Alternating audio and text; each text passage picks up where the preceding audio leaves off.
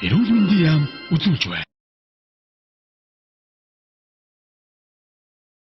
Томо төстэй өвчнээ үед өөрийгөө болон бусдыг энэхүү халдвараас хэрхэн сэргийлэх талаар зөвлөгөө өгье. Нэгдүгээрт бол дулаан хувцлах хэрэгтэй. Бие махбодод байдаг интерферон буюу вирусын эсрэг тархлааг дэмждэг энэ бодис маань бол ялгаралт нь даарсантай холбоотой буурдаг учраас хүүхдээ бол яг дулаан хувцлаж гадаа гарахыг зөвлөж байна. За хоёрдугаарт нь бол та ханиад томоогийн шинж илэрвэл болж л өгвөл гэртээ үлдэх. За ялангуяа бага насны хүүхэд та харж байгаа бол хүүхэд чи хэрвээ ханиад хөрч халуурсан бол гэртээ үлдэхийг зөвлөж байна.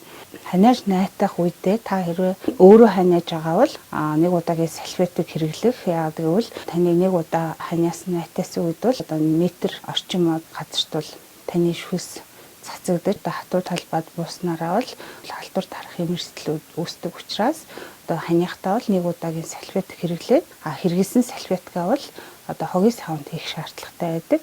Хэрвээ ханиажлаа бол та маск зүүхийг зөвлөж байна. Ханиа томоогийн шинж илэрсэн бол та бусдад 1 метрээс зайд бол ойртохгүй байхыг зөвлөж байна. Дараагийн зөвлөгөө бол та гараа болж л өгвөл тогтмол угаагаарай гэж зөвлөмөр нь. Яагаад гэвэл гар бол бүх талбайд хүрэлцчихэд учраас хамгийн их вирус, ням, бактери, мөөгөнцрийг тээж явдаг ийм эрхтэй учраас гараа тогтмол савндаж угаахыг зөвлөж байна. Бусдтай та болж өгвөл гар барихгүй. Тэгээ мэдээж мэдлэг хүндлэх ёстой дагаад бол уламжлалт баяраараа бол тохой түшин золгох бага насны хүүхдийг өнсөхгүй байхыг ингэж зөвлөж байна.